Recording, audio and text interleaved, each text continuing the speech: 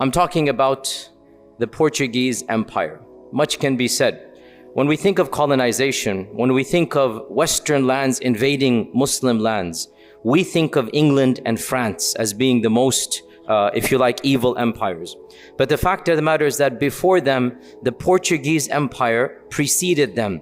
And they were the worst out of all of the colonizers. And yet we don't hear much about them. Today you'll find out why. Why don't we hear much about the Portuguese Empire? If you remember a little bit of your global history, it was in fact the Portuguese who first discovered the route to the Muslim lands and to the Far East. Remember Vasco da Gama, right? He was the one who first learned how to cross from Europe. You know, they were searching all that time. Columbus got lost, ended up here. It was Vasco da Gama who, from Portugal, who eventually made his way across South Africa and made his way back to India.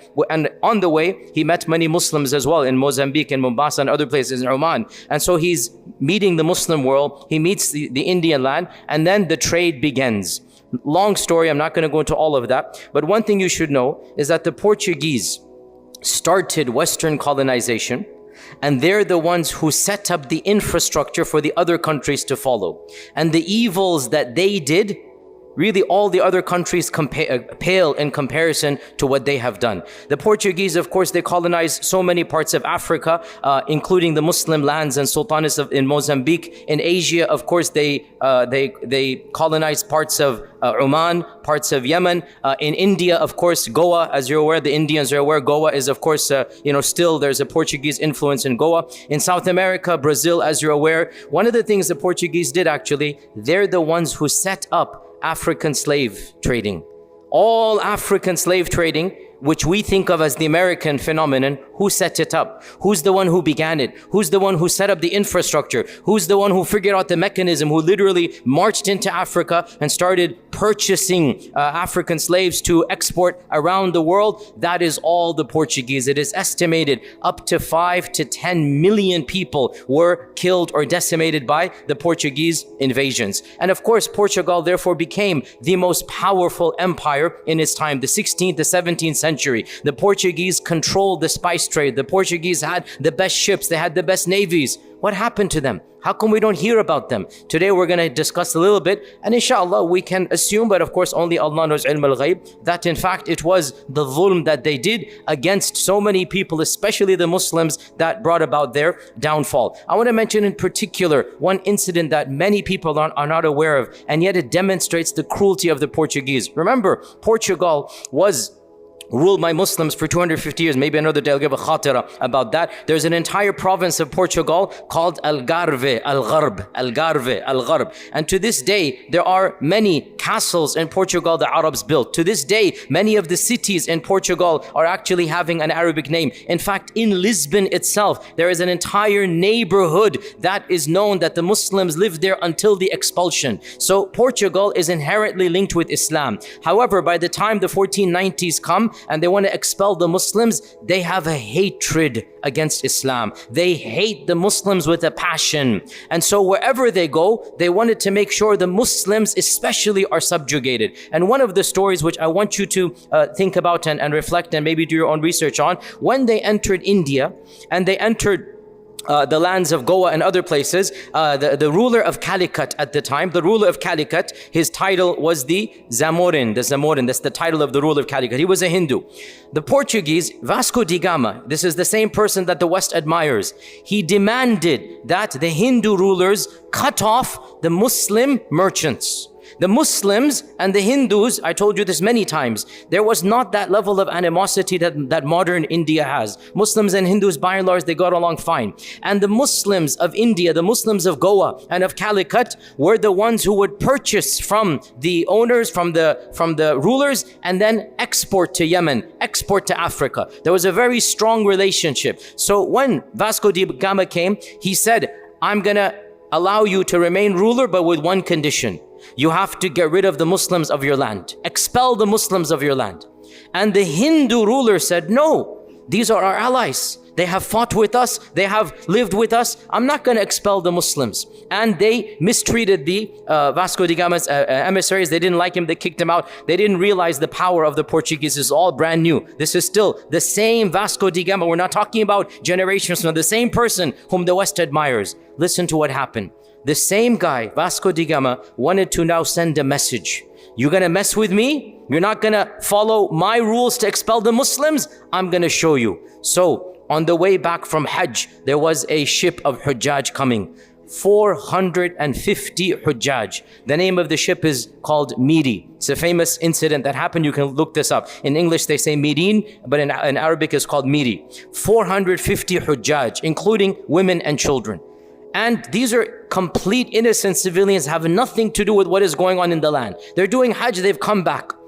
Vasco da Gama gives the command to surround the ship and cut off all supplies, even though the land is right there, they're on the way back. Cut off all supplies and start slowly massacring the people with bows and arrows and guns and the cannons. Of course, as you know, the Portuguese had the weapons that nobody else had. This is the rise of Europe is primarily because of military strength and because of the naval force.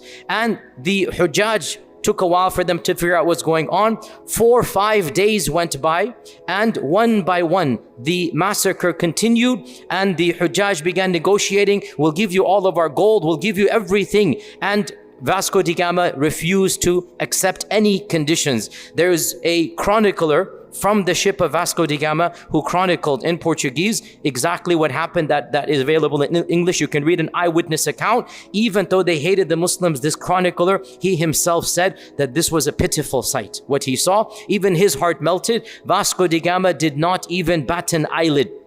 And he gave the command to burn the ship when the people were alive on it after the 4th, 5th day. And the chronicler himself said, the women, the Hujjaj ladies picked up the baby saying, we have babies here, at least save the babies, at least that. No, nothing. You can imagine the la'na and the dua and everything that those ladies gave, those women, those mothers gave. 450 Hujjaj were massacred down to babies by none other than Vasco da Gama. Why?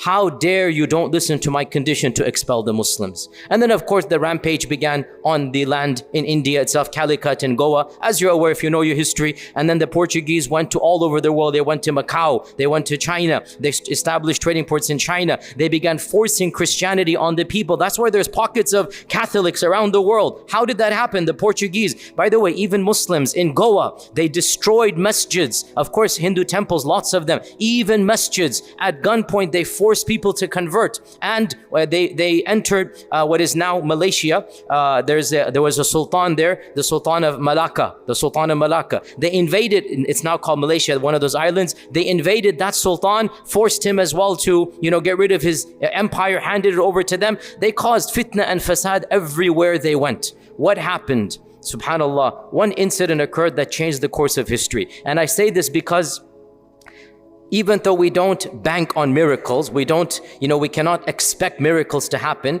but still we should learn from history. And Allah subhanahu wa ta'ala takes dhulm into account. And even if we cannot stop dhulm physically, pause here. I'm not saying we shouldn't stop dhulm physically. I'm not saying we become pacifist or whatnot. Have to always be careful. People jump at every ambiguous phrase and read in everything I say. I'm not saying we become apolitical, but I'm saying sometimes people cannot fight oppression, but Allah will fight it directly. And Allah will intervene in ways we never could imagine and expect. What happened to the Portuguese Empire such that nobody remembers the glory of Portugal? Nobody remembers the power. Their naval fleet was second to none. No England, no France, nothing could compete with the Portuguese. They built the fastest and the biggest ships. They had the mightiest empire. Their capital, Lisbon, it was the most prestigious capital in the 16th century. London could not compete with Lisbon. Lisbon was the darling of Europe. Why? Because obviously they have invaded all these Muslim and also, not just Muslim, but all lands as well. By the way, I gave a khatira last year about the Muslim revolt in Brazil. That was against the Portuguese. The way they treated the Muslims, because remember, when we talk about slaves, remember 20-30% were Muslim slaves. And not that just because they're not doesn't make it right. Of course, everything is wrong. But 20-30% are Muslims. And I gave a khatira right here, you can look it up. The Muslim slave revolt of Brazil. It was against whom? Against the Portuguese. Against these same Portuguese. What happened, subhanAllah, in this month, November of 1755? In this month of 1755, to be more precise, the 1st of November, and without a doubt, again, we cannot categorically state that Allah is doing this as a result of that. Only Allah knows. But still, we look at the outer reality. And every indication, and this is not just me speaking, even the Catholic priests at the time, even they believe that this is God's punishment against us. It is recorded on record. Catholic priests said this. Why? How? First and foremost, well, what happened? The most devastating earthquake Europe has ever seen in its history.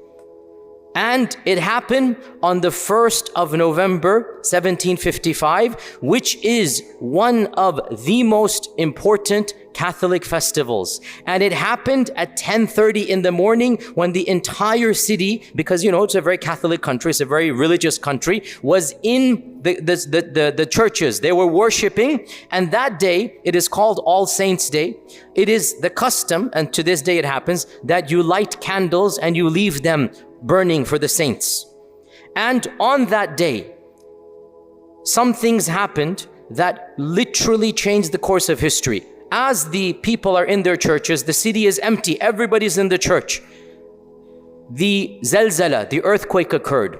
Today, scientists estimate it measured 9 on the Richter scale. If you know your Richter scale, this is beyond the charts. This is absolutely almost unprecedented. It measured 9 on the Richter scale. This is something that is super rare in human history. And as the earthquake occurs and the buildings collapse, the people don't know what's happening, obviously. Tens of thousands die. They run into the streets trying to be saved. And they didn't realize, how are they going to know this? The earthquake wasn't really an earthquake. It was a tsunami, actually. It was a tsunami. And so as they run into the streets, within 45 minutes, waves come 10, 20, 30 feet high. So after the earthquake, the buildings are gone. Now the waves come from the ocean, and Lisbon is destroyed completely. 20 feet high, out of the whole world. And if you look at it, Lisbon has never had an earthquake or a tsunami. It's never had. And then to top it off, and this is all, of course, Allah's qadr. It was the 1st of November. All the houses have candles everywhere. So as soon as that finishes, the whole earth is shaking, everything happened, the candles are falling. Of course, it's 1755, all houses are built with wood. And so Lisbon burns non-stop for 3 weeks. Burns to the ground. 80% of Lisbon is completely destroyed. You can look this up on any encyclopedia. The Great Earthquake or the Great Tsunami of Lisbon, 1755. In one day, earthquake, tsunami, and fire destroys the entire city. Literally, the entire city is gone. It is estimated 30% or 40% of the city died. Tens of thousands, I don't know the exact number, tens of thousands of people died. The entire city collapsed. The king went mad. For the rest of his life, the king could not sleep in a house. He would sleep in the tent in the middle of the street. He couldn't sleep in the house. The people started wondering what is going on. The priests began saying, this is God's punishment against us because of what we're doing. Even the priests began saying, this is God's punishment. The people were shocked. How could, on the holiest of holy days, during this church time, literally on the 1st of November, while we're in church, all of this happens? This is a sign from God that we are doing something wrong. And of course, this 1755 tragedy, it was the beginning of the end of the Portuguese Empire.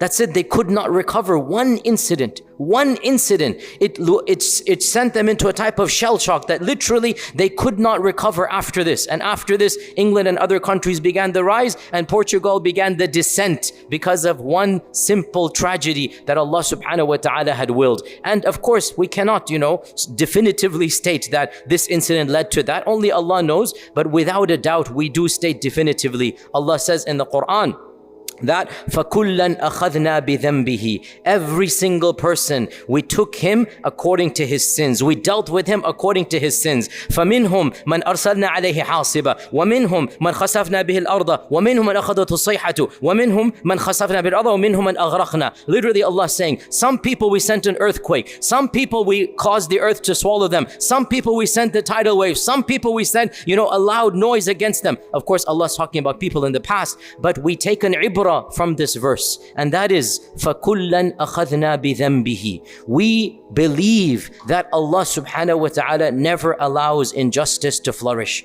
and even if we cannot stop it, we should try to stop it. Even if we cannot stop it, Allah subhanahu wa ta'ala will himself intervene. So when we see what is going on, when we see the reality of dhulm, do not lose hope in Allah. True, we don't plan miracles, we leave it to Allah, but we have yaqeen that no empire that unjustly kills, that decimates, that murders and massacres millions of people around the globe. We're making dua against this nation and country, and subhanallah, within one day the entire empire collapsed. And this is not ancient history.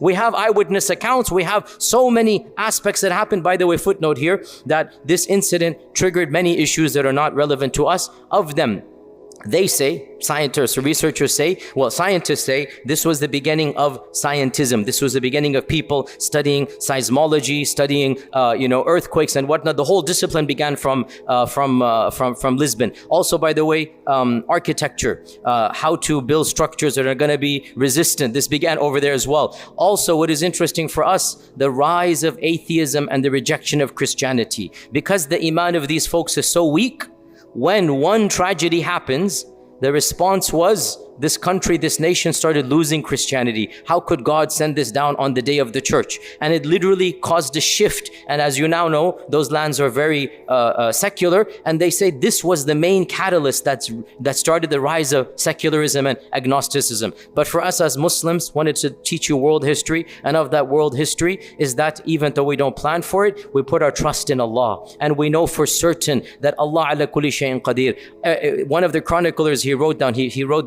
it is as if God sent every force of nature against us on that day. It is as if we had no friends and allies. The wind, the fire, the air, the ocean, everything turned against us. This is what the eyewitness said. And of course, this is Allah Azza wa Jal demonstrating His quwwah. When Allah sends His armies against the zalim nation, there is no one that can possibly stand up. So we put our trust in Allah, we make dua to Allah, we ask Allah that we stop the dhulm that we see, but we also trust in case we cannot stop it, Allah Azza wa Jal will never allow dhulm to flourish. May Allah subhanahu wa ta'ala bless our brothers and sisters who are being persecuted and allow us to see victory either at our hands or directly from Allah subhanahu wa ta'ala. And inshallah, with that, I will see you in 2 weeks. I'm traveling. I'll come back inshallah in 2 weeks, inshallah ta'ala. Jazakumullah khair. Assalamu alaikum wa rahmatullahi wa barakatuh.